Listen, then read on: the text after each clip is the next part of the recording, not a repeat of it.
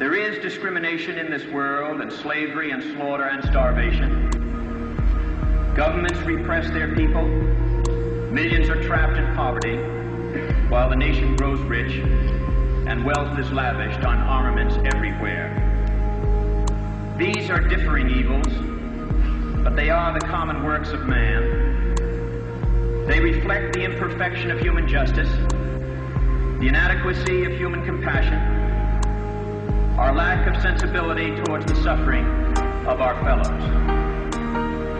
But we can perhaps remember, even if only for a time, that those who live with us are our brothers, that they share with us the same short moment of life, that they seek, as we do, nothing but the chance to live out their lives in purpose and happiness, winning what satisfaction and fulfillment they can.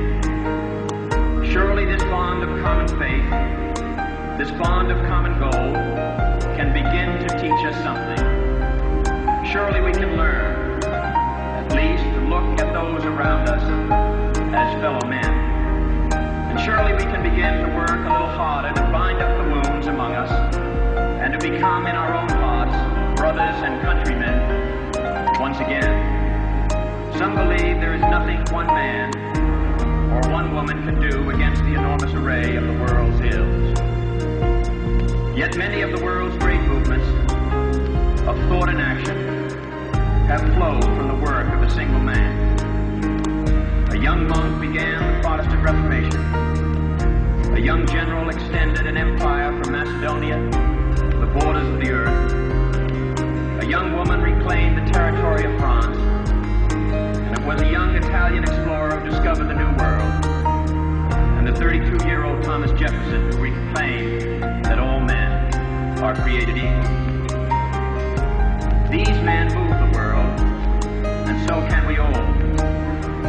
Few will have the greatness to bend history itself, but each of us can work to change a small portion of events. And in the total of all those acts will be written the history of this generation. Each time a man stands up for an ideal, or acts to improve the lot of others, or strikes out against injustice, he sends forth a tiny ripple of hope. And crossing each other from a million different centers of energy and daring, those ripples build a current that can sweep down the mightiest walls of oppression and resistance. Few are willing to brave the disapproval of their fellows, the censure of their colleagues, the wrath of their society.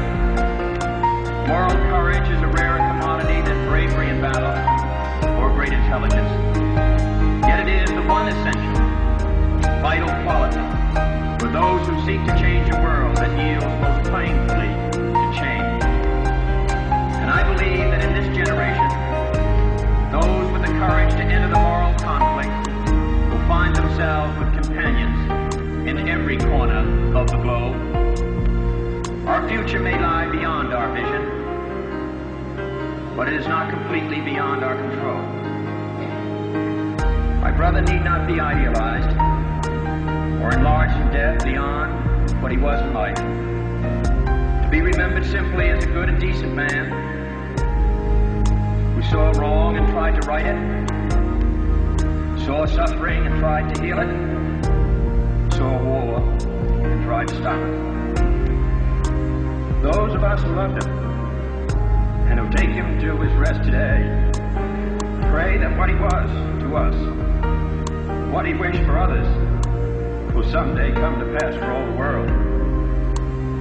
As he said many times, in many parts of this nation, to those he touched and who sought to touch him,